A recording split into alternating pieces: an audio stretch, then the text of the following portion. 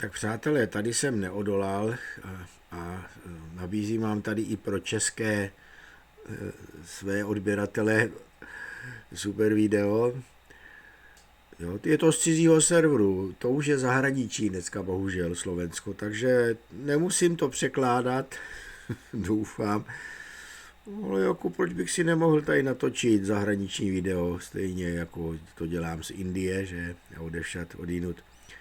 Tohle je skutečně Solar Plexus, moc mě to pobavilo a myslím si, že je to pravda. Tak tady si můžeme to skonfrontovat s tím, jak se tady prsí takzvaně opozice naše, když Babiš prohlásil, že se tady dá to politické, nebo že se tady dá objednat, tak jo, soudní řízení, jo, nebo na objednávku, že se tady soudí. Že výsledek je na objednávku a ten úvod také, že tady zkrátka aktivní policista, který to vyhodnotí jako čin trestný, tak může začít a samozřejmě ty naše soudy, takzvaně nezávislé, že ta naše takzvaně nezávislá justice to jenom potvrdí. Tady máte klasický příklad. Super, to je jako titulek tady vidíte. Harabin v Moskvě odpálil bombu, Putin zůstal v němém úžasu. Toto přepíše dějiny. To je Štefan Harabin. On vám to tady všechno vyjeví.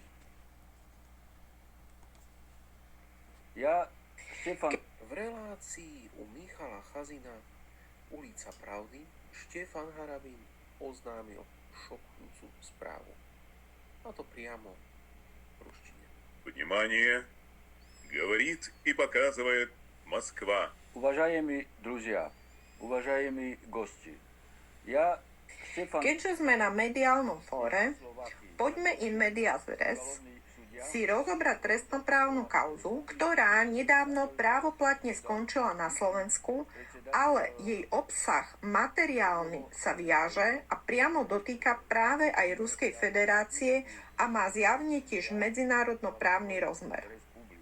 Hneď na druhý deň po začatí špeciálnej vojenskej operácie Ruskej federácie na Ukrajine som osobitným príspevkom na Facebooku vyjadril súhlas s konaním prezidenta Putina s doslovným zdôraznením, že je historickou povinnosťou Rusov zlikvidovať ukronacistov, ktorí od roku 2014 spáchali genocídu vlastných civilistov, vyvraždením vyše 14 000 žien, detí a starcov na Donbase.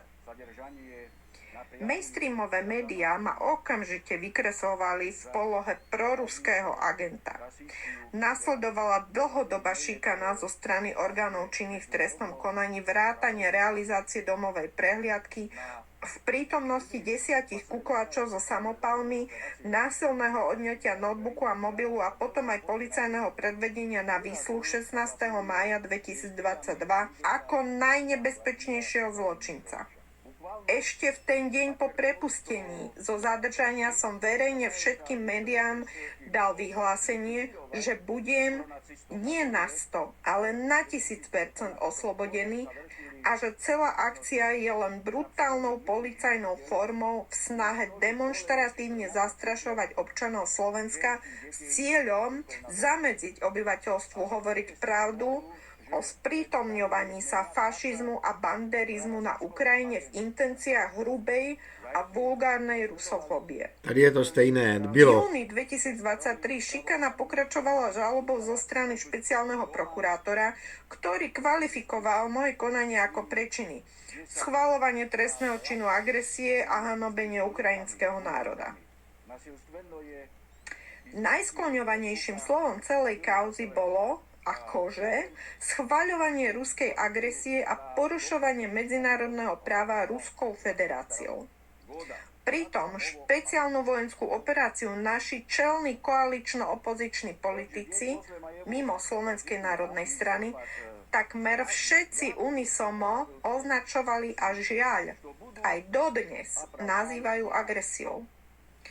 Od začiatku špeciálnej vojenskej operácie som tvrdil, že nejde o agresiu, lebo Bezpečnostná rada OSN podľa článku 39 charty o agresii Ruskej federácii nerozhodla.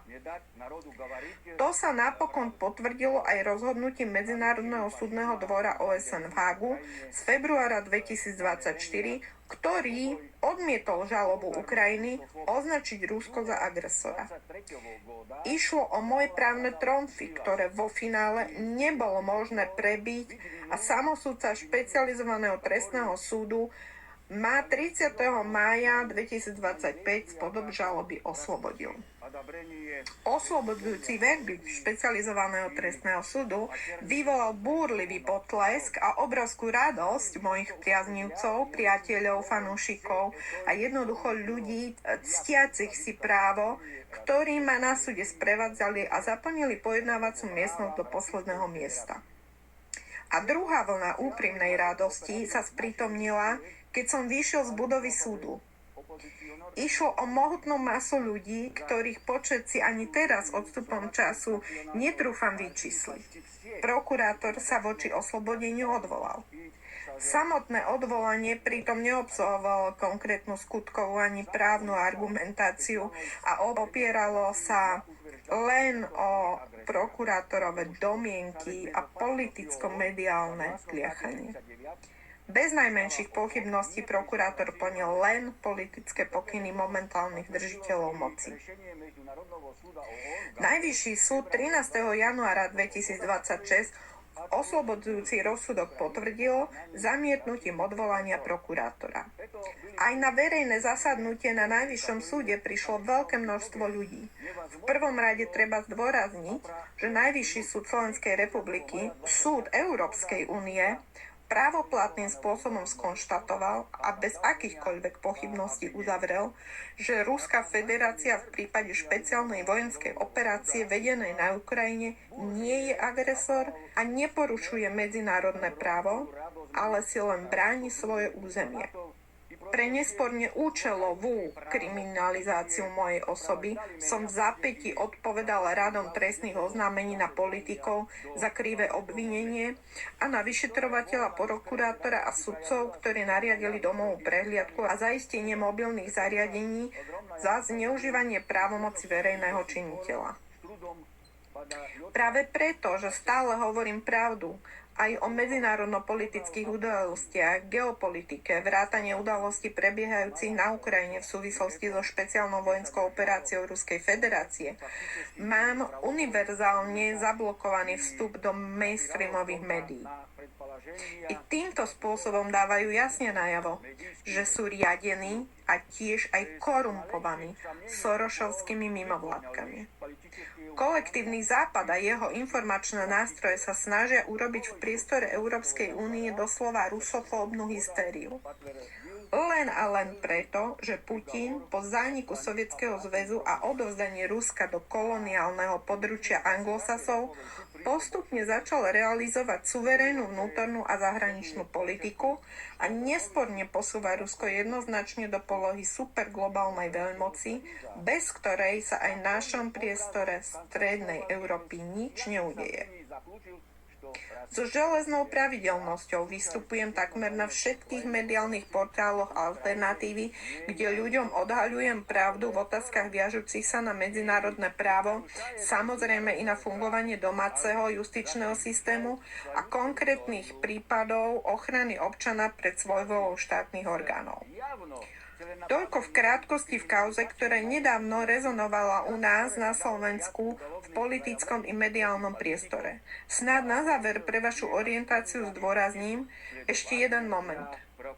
Hoci ústavnoprávny a medzinárodný základ rozhodnutia Najvyššieho súdu jasne hovorí, že Rusko nie je agresor a neporušuje medzinárodné právo, i napriek tomu naši slovenskí ústavní činitelia, Pellegrini, prezident, Raši predseda parlamentu, Fico premiér, Blanár minister zahraničia a Kaliňák minister obrany naďalej bezočivo klamú verejnosť a lživo tvrdia, že Rusko je agresor. Zároveň pritom zhodne papagájujú, že Európska únia je priestor práva, spravodlivosti a slobody prejavu, čo je napokon právne ukotvené vo všetkých základných zmluvných dokumentoch, na podklade ktorých Európska únia pôvodne vznikla. Zmluva o EÚ, zmluva o fungovaní EÚ. Ďakujem za... Bingo, tak co říkáte, přátelé? Dá se tady objednat trestní stíhání? Tedy na politickou vyjednávku? No je to demokratické, jak je vidět. Jo? Tak ona se ta demokracie tady účelově ohýbá, kam je zrovna, jo, podle toho, kam zrovna, nebo kdo zrovna a to tak cítí, jo? Nebo kdo si to tak objedná, víte. Já jenom připomínám ještě, že stejná chiméra je takzvané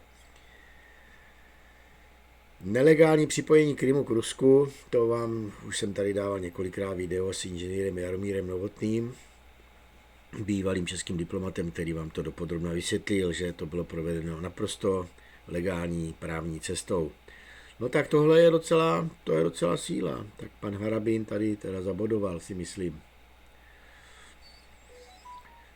No, tak až nám tady zase příště bude Kupka se tady být v prsa, že to tady zpochybňujeme tady náš justiční systém, tak jenom připomínám, pane Kupko, že už Václav Havel tady hovořil o pokleslé justici, jo, tak se uklidněte. Vy jste asi ještě možná honil Kačera v té době, jo, ale tak to prostě je. Nevěřím českým soudům, nevěřím. Tady 19 let řešej Babiše, i kdyby měli pravdu, i kdyby ten Babiš tam na tu dotaci neměl nárok, tak nějakých 50 milionů, to nás tady spasí, jo. Tady jsou miliardy, že, zpronevěřené miliardy debilníma rozhodnutíma, že, jo. A že nikdo tady se netočí okolo té kauzy Diag Human, že, 10 miliard budeme platit, nebo kolik. A kde jsou ty, co to způsobili, jo, ty šašci, počmáraný demokratický.